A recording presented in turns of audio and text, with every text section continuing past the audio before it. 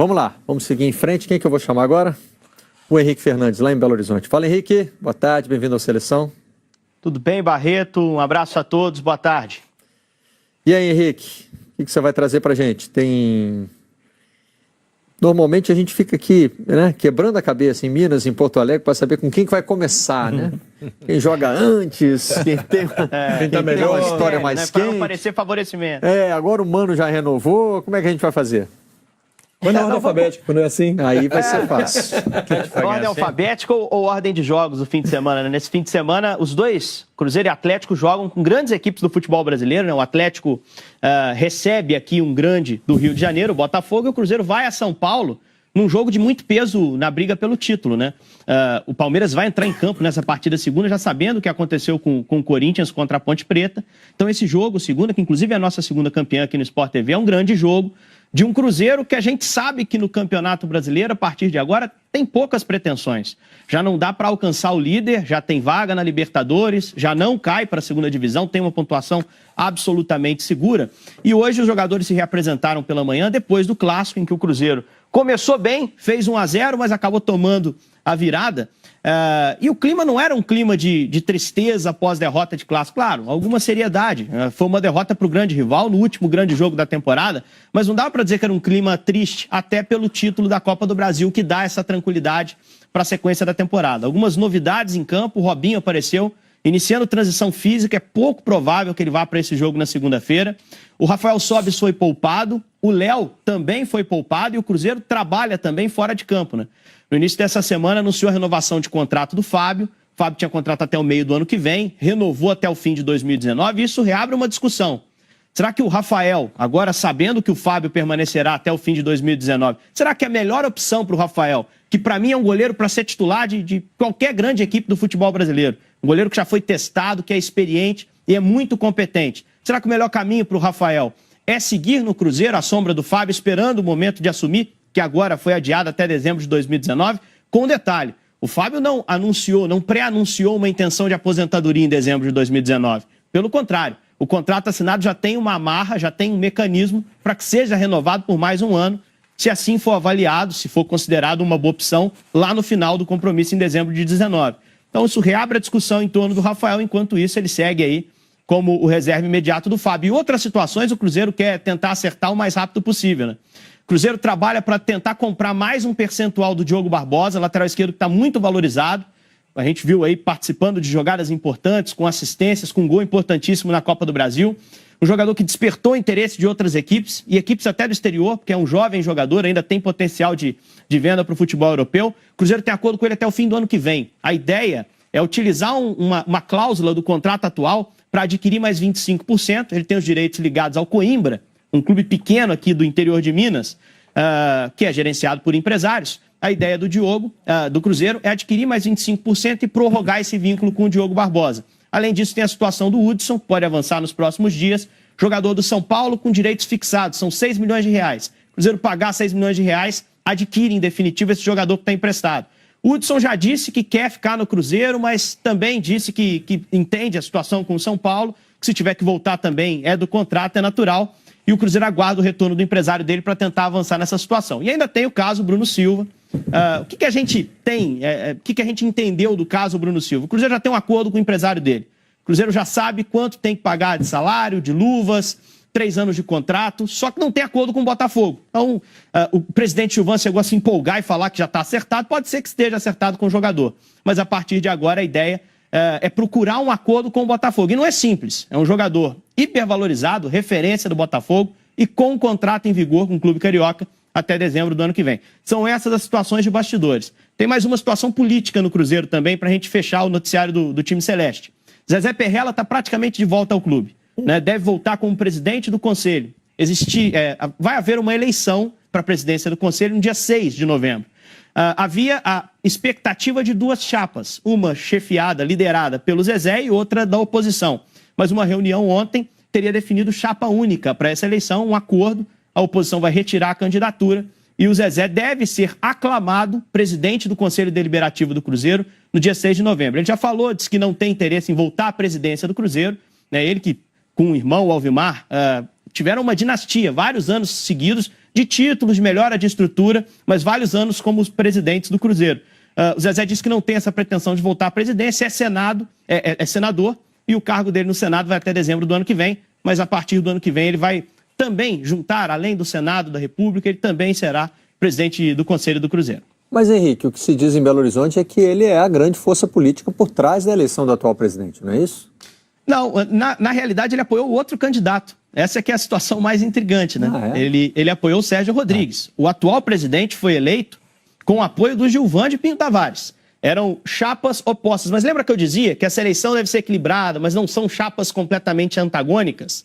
A informação é de que o Zezé teve uma aproximação muito clara com Wagner Pires de Sá, o atual presidente.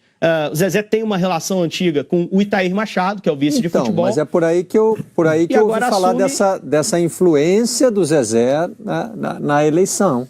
De que ele poderia ter apoiado oficialmente a outra chapa, mas que ele já estava influente na chapa vencedora. É um assunto, é um papo que existe, mas como a gente não tem como provar esse apoio de bastidor, difícil, né? Fica complicado. Mas eu acho que é possível realmente que isso tenha acontecido em reta final de eleição. Pelo que a gente está entendendo agora, né, se mobilizou dos dois lados, né? Quem ganhasse estava ali de alguma maneira apoiado. Bem mineira essa. Difícil isso acontecer no Brasil. Essa movimentação aí. Oi, Vitão. Não é muito comum isso acontecer no Brasil, tá nas duas canoas, assim, me surpreende. Mas de toda forma, com esse retorno do Zezé ao Conselho, ele passa a viver mais ativamente o ambiente interno do clube, vai ter acesso a contas, orçamentos, vai ajudar a gerenciar o patrimônio, vai participar e liderar cada uma das votações e vai passar a ter que ser ouvido também, né? A partir de agora ele é uma fonte oficial do Cruzeiro novamente. Ele tinha se afastado, é evidente que seguia como um dos conselheiros do clube, mas agora ele tem cargo de novo, tem uma posição dentro do Cruzeiro. E a gente tem que lembrar que ano que vem também é ano eleitoral, né? Então não se sabe a pretensão política do hoje senador Zezé Perrella, mas o fato é que agora ele volta aos holofotes com um cargo oficial na diretoria do Cruzeiro, presidente do conselho, cargo importante. O Henrique, com relação ao papel do Cruzeiro no campeonato, né, até me chamou a atenção que os jogos imediatamente seguintes à Copa do Brasil mantiveram um crescimento do Cruzeiro, né? De duas partidas para cá, né, que a gente está tendo aí uma queda. Você acha que é um Cruzeiro competitivo? Porque também muda o cenário, o Mano já tem contrato renovado, enfim. Sim. O que você vê do Cruzeiro daqui para o fim do campeonato? Porque nessa rodada, por exemplo, ele está aí meio que de fiel da balança, né? O Palmeiras está na perseguição ao Corinthians, uma perseguição que poderia, no melhor cenário possível para o Palmeiras e pior para o Corinthians, fazer com que uma vitória do Palmeiras na próxima rodada tire o Corinthians da liderança do Campeonato Brasileiro, né? E assim, quem o Corinthians está enfrentando agora é muito claro, a Ponte desesperada para sair da zona do rebaixamento. E qual é o Palmeiras, qual é o Cruzeiro que o Palmeiras está enfrentando? Olha, Barreto, é inegável que essas duas derrotas esfriaram, né? Porque o Cruzeiro tinha até uma ambição de, quem sabe, se aproximar do Corinthians. O Mano nunca falou em brigar por título. Até inteligentemente, não vai colocar essa pressão num time que passa a impressão à sua torcida de dever cumprido esse ano, por já ter conquistado a Copa do Brasil. Ele nunca falou em brigar pelo título, mas ele falava em atacar o segundo lugar, tentar terminar na melhor posição. Acho que essa ideia vai seguir. Eu acho que fica mais claro para os jogadores, né? Agora eles sabem exatamente para quem vão trabalhar no ano que vem, a quem tem que impressionar para seguir no elenco no ano que vem e para começar o ano prestigiado, né? O Mano segue como treinador, eles vão tentar mostrar serviço para ganhar prestígio.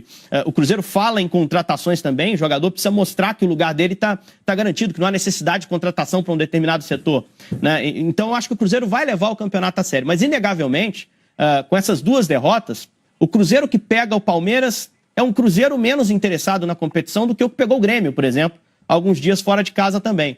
É evidente que vai tentar jogar seriamente contra o Palmeiras. Entrando em campo, os caras querem o melhor. Mas eu não vejo mais uma grande motivação. Contra o Curitiba, aliás, eu já notei algo assim. Curitiba lutando muito numa situação de desespero e o Cruzeiro jogando o jogo, né? Competindo ali no limite ali, do descaso. Não dá para dizer que foi um time que teve descaso no jogo, mas teve o tempo todo no limite ali daquilo, levando a rodada. Agora, Henrique, acho que vai ser assim até o fim do campeonato. Henrique, aqui em São Paulo, sabe que torcedor não gosta de teoria de conspiração e não vê bode em cabeça de cavalo, né? Não. Chifre, cabeça de cavalo. São pessoas muito racionais. Nunca acontece, são bem racionais. E entre corintianos já há polêmica, a teoria da conspiração, que eu considero absurda. Seu amigo alemão acredita nela ou não? Ah, não, o alemão acredita. Não acredita. Mas, enfim, é absurdo. O Corinthians, o Roberto de Andrade, o presidente Roberto de Andrade tem um mau relacionamento com o Mano Menezes, ao ponto que quando ele assumiu a presidência do Corinthians, falou assim, quem vai ser seu técnico? Assim, aí ele respondeu, o Mano Menezes não será. Uma resposta gratuita, sem ser perguntado, disse claramente, não sei quem vai ser o técnico, mas não será o Mano Menezes. E por causa disso, que isso aconteceu já faz, não foi ontem, nem anteontem, já faz um tempo, e eles trabalharam juntos, não sei de onde criou essa inimizade, eles trabalharam bem, inclusive, juntos, tem essa inimizade, então o corintiano acha que agora o Mano Menezes tem todo o interesse do mundo em não ganhar do Palmeiras. Eu quero saber se esse discurso de boteco que tem aqui, boteco e rede social, que é o Boteco Novo Milênio, né, se também rola em Minas, ou se é uma coisa só de corintiano que tem teoria da conspiração. Não, acho que não tem nada não, Vitor. Acho que a questão também é... O Mano acabou de ter uma conversa com o Palmeiras para assumir o Palmeiras no ano que vem. Isso foi admitido pelo Mano. Sim. O Mano disse que não teve proposta, mas houve um posicionamento oficial, acho que foi isso, uma sondagem oficial. Ele recebeu um telefonema do Palmeiras convidando. E ele disse, olha, eu vou definir minha situação com o Cruzeiro, se alguma coisa der errado, eu não renovar, estou aberto à proposta, né? Há quem diga que o Palmeiras até avançou nesse sentido, chegou a botar realmente valores à mesa, e o Mano acabou, inicialmente, até dando uma sinalização positiva, mas depois voltou atrás e fechou com o Cruzeiro. Eu prefiro acreditar na versão do Mano. Acho que a negociação com o Cruzeiro até foi mais rápida do que eu imaginava. Mas eu não vejo essa questão com o Corinthians hoje ainda interferindo no Mano, não. O Mano já enfrentou o Corinthians, inclusive, em Copa do Brasil, em mata-mata, nas quartas do ano passado.